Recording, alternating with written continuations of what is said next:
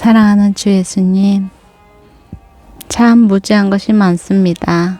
그런데도 안다고 아는 척하고 너무나 확신 있게 말할 때가 많습니다. 시간이 지나고 뒤돌아보면 참 부끄럽습니다. 사랑하는 주님, 우리 자신이 어떤 존재였는지 우리의 실체를 알게 하시고 하나님의 놀라운 그 존귀함을 보여주옵소서. 이 글을 읽는 나와 이 글을 듣는 모든 사람들로 하여금 놀라운 하나님의 그 사랑과 그 깊이와 그 넓이를 볼 수 있는 눈과 들을 수 있는 귀와 느낄 수 있는 감정을 허락하여 주옵소서. 그리고 나의 악함과 얼마나 나는 작은 존재인지 깨닫게 하셔서 교만치 않게 하시고 이 땅에서 별일 없이 사는 것이 얼마나 큰 축복이고 기적과 같은 일인지 그것에 대하여 감사하게 하여 주옵소서. 오늘도 이 말씀을 읽을 수 있음에 감사하며 이 말씀 안에서 주님과 함께 사랑을 나눌 수 있음에 감사합니다. 우리 모두를 마음껏 축복하시고 오늘도 인도하여 주옵소서. 사랑하는 주 예수님의 이름으로 기도드립니다. 레위기 5장. 사람이 만일 그가 저주의 소리를 듣거나 보거나 알아서 증인이 돼 법정에서 증언하도록 요청받았지만 증언하지 않는다면 그는 형벌을 받아야 한다. 혹은 어떤 사람이 부정한 것, 곧 들짐승의 시체나 부정한 가축의 시체나 부정한 곤충의 시체를 만졌다면 비록 모르고 한 일이라도 그는 부정해질 것이다. 아멘. 그렇기에 그는 범죄한 것이다. 혹은 사람의 부정함, 곧 부정하게 하는 어떤 것이라도 만졌다면 비록 모르고 한 일이라도 깨닫게 되면 그에게 죄가 있는 것이다. 혹은 어떤 사람이 우발적으로 좋은 것이든 나쁜 것이든 그 어떤 것을 행하기로 맹세를 했다면 비록 모르고 한 것이라도 그것을 깨닫게 되면 그에게 죄가 있는 것이다. 이것들 가운데 한 가지라도 범죄한 사람은 자기의 죄를 고백해야 한다. 그는 자기의 죄에 대한 대가로 여호와께 어린 암양이나 암염소를 속죄제물로 가져와야 한다. 그러면 제사장은 그를 위해 그의 죄를 속죄할 것이다. 만일 어린 양을 준비할 능력이 없다 하면 그는 자기가 범한 죄의 배상물로 산비둘기 2마리나 어린 집비둘기 2마리를 여호와께 드려야 한다. 하나는 속죄제물이고 다른 하나는 번제물이다. 그가 그것들을 제사장에게 가지고 오면 제사장은 첫 번째 것을 속죄제물로 드리되 그는 그것의 목을 비틀어 죽여야 한다. 그러나 그것의 몸을 아주 찢지는 말고 그는 속죄제물의 피를 제단 옆에다 뿌리고 나머지 피는 제단 밑에 쏟아 부어야 한다. 이것이 속죄 제사다. 그리고 제사장은 두 번째 예물을 번제물의 방식대로 드릴 것이다. 제사장이 그를 위해 그의 지은 죄를 속하면 그는 용서받을 것이다. 그러나 만일 그 힘이 산비둘기 2마리나 집비둘기 2마리에도 미치지 못하면 그는 고운 밀가루 10분의 1 에바를 자기의 죄를 위한 예물로 가져와야 한다. 그러나 거기에 올리브 기름이나 유향을 섞어서는 안 된다. 그것은 속죄 제물이기 때문이다. 그가 그것을 제사장에게 가져가면 제사장은 기념물로 한 줌을 쥐어 제단 위에서 여호와의 화제물들과 함께 불태워야 한다. 이것은 속죄의 제다. 이렇게 제사장은 그가 행한 그의 죄들을 속죄해야 한다. 그러면 그의 죄가 용서받을 것이다.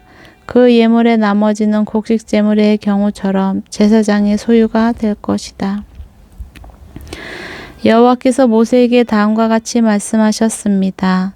누구든지 불성실해 여호와의 거룩한 물건들에 대해 우발적으로 죄를 저질렀다면 그는 가축들 가운데 성수의 세겔로 그 거치에 해당하는 흠없는 순양 한 마리를 속건제물로 가져와야 한다.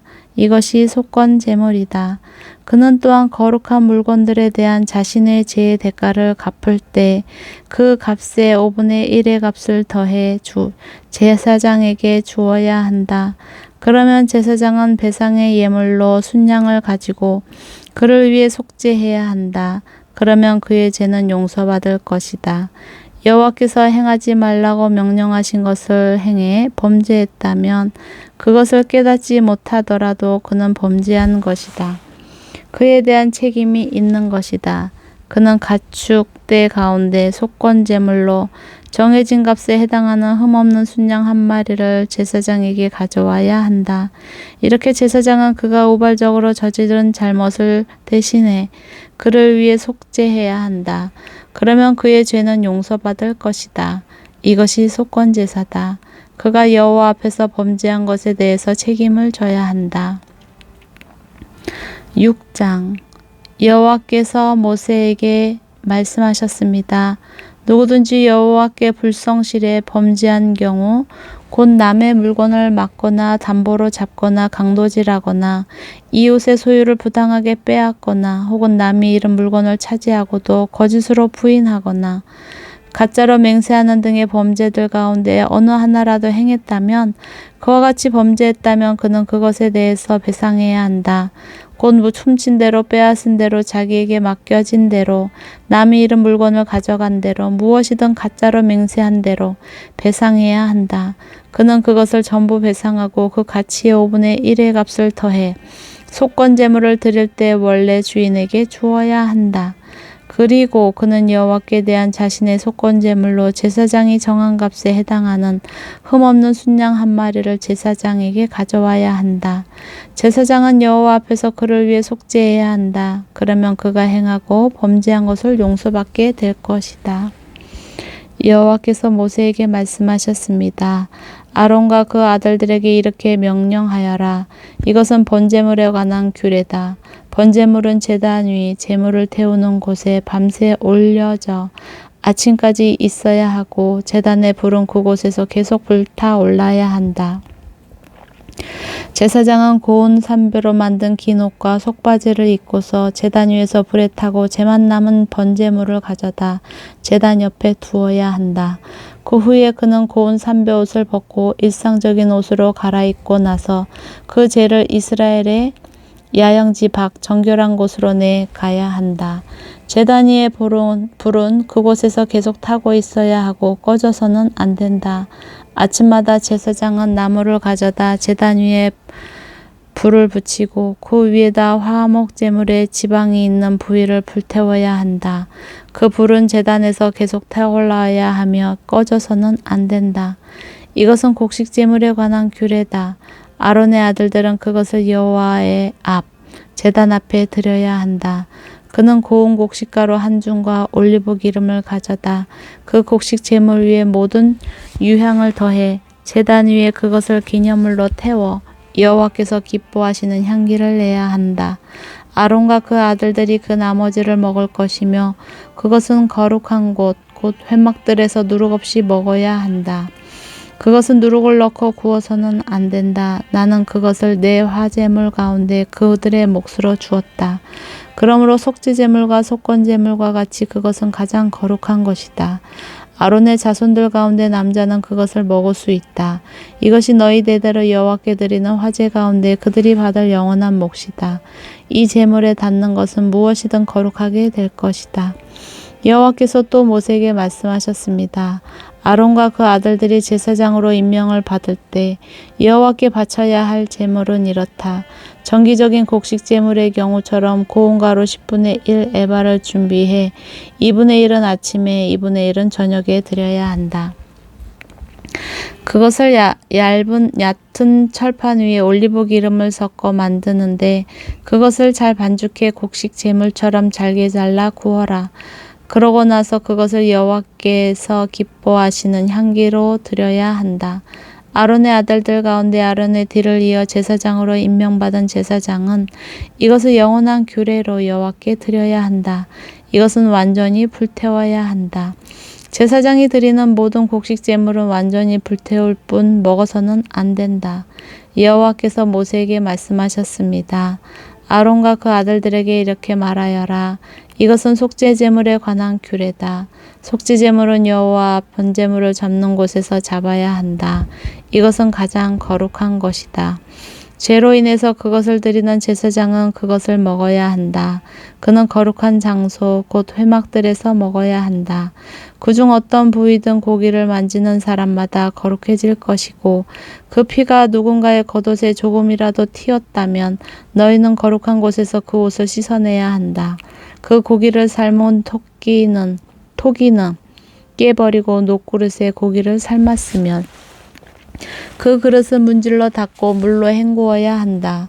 제사장 가문의 남자는 그 고기를 먹을 수 있다. 그것은 가장 거룩한 것이다. 그러나 성소 안에서 속죄를 하기 위해서 속죄 제물의 피를 회막 안으로 가지고 들어간 예물은 먹지 말고 불로 태워야 한다.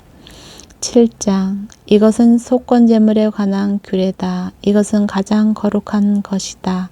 속건 제물은 번제물을 잡은 장소에서 잡고 그 피는 제단 사방에 뿌려야 한다. 그 예물의 모든 기름을 바쳐야 한다. 곧 기름진 꼬리와 내장을 덮고 있는 기름, 두 콩팥과 거기 허리 주변에 붙은 기름, 간의 거풀을 콩팥들과 함께 바쳐야 한다. 제사장은 그것들을 여호와께 화제로 드리는데 제단 위에서 태워야 한다. 이것이 속건 제물이다. 제사장 가문의 남자는 그것을 먹을 수 있지만 거룩한 곳에서 먹어야 한다. 그것은 가장 거룩하다. 속건 제물은 속죄 제물과 같이 동일한 규칙이 적용된다. 그 제물은 속죄를 행하는 제사장의 몫이 된다. 어떤 사람의 번제물을 드리는 일을 한 제사장은 그 사람이 드린 번제물의 가죽을 가질 것이다. 화덕에 구워진 모든 곡식 제물과 얕은 솥이나 조리용 판에서 준비된 모든 곡식 제물도 그것을 여호와께 드리는 일을 하는 제사장의 소유가 되고 올리브 기름과 섞었든 섞지 않았든 곡식 제물은 모두 아론의 모든 아들들이 똑같이 나누어 가져야 한다.